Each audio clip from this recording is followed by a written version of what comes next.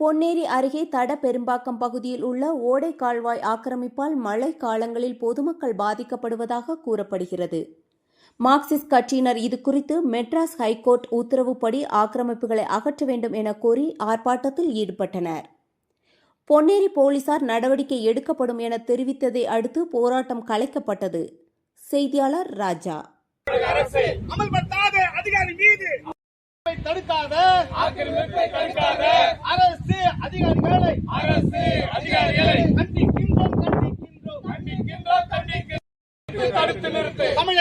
தமிழக அரசு பொன்னேரி நீர்நிலையை ஆக்கிரமிக்க துணை போகும் அதிகாரி மீது நடவடிக்கை எடு.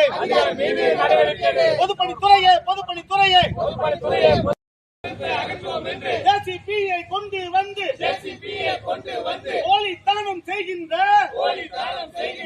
பிடிஓவை தாசில்தாரை நடவடிக்கை வேண்டிய அரசு அதிகாரிகள் பணங்களை பெற்றுக் கொண்டு மக்களுக்கு எதிராக வேலை செய்யும் தாசில்தாரை மக்களுக்கு எதிராக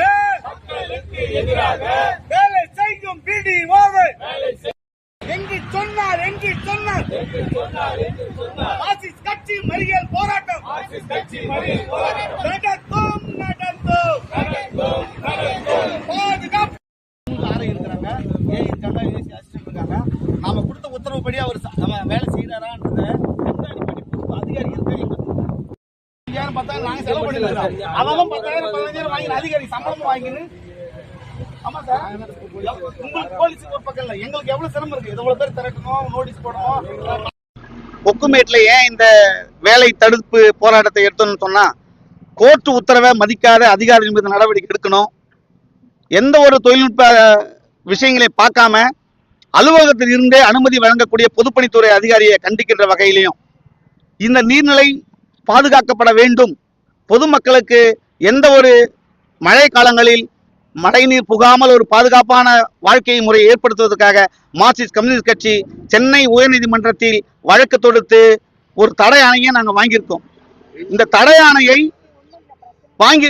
வாங்கினதை இதுவரைக்கும் எவிஷன் பண்ண சொல்லி போட்ட உத்தரவை தாசில்தார், கலெக்டர், பொதுப்பணித்துறை, ஊராட்சி நிர்வாகம் யாரும் அமல்படுத்தலை. இது அமல்படுத்தாதனால தான் இன்னைக்கு புதுசா ஒருத்தருக்கு அனுமதி கொடுத்துருக்காங்க. இன்னொருத்தர் அங்க நோண்டிட்டு இருக்கிறார். இப்போ தலவம்பாக்கத்திலேயே வேம்பாக்கத்தில் இன்னொருத்தர் நோண்டிட்டு இருக்கிறார். இப்படி எல்லாரும் இந்த கால்வாயை அடைச்சிட்டா பொதுமக்களுக்கு பெரும் இன்னல்கள் உருவாகும் என்று மார்க்சிஸ்ட் கட்சி கருதுகிறது. எனவே இந்த கால்வாயினுடைய ஆக்கிரமிப்பை முழுவதுமாக அகற்றி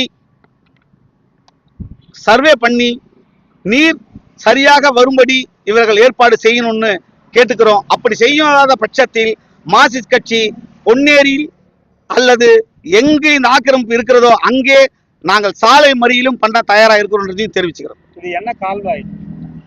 நீர்வழி எல்என்ஜி காலேஜில் இருந்து அதனுடைய தொடர்ச்சி தொடருது. கொக்குமேடு கால்வாயில முடிஞ்சு அது ரயில்வே ட்ராக் கிராஸ் பண்ணி போகுது.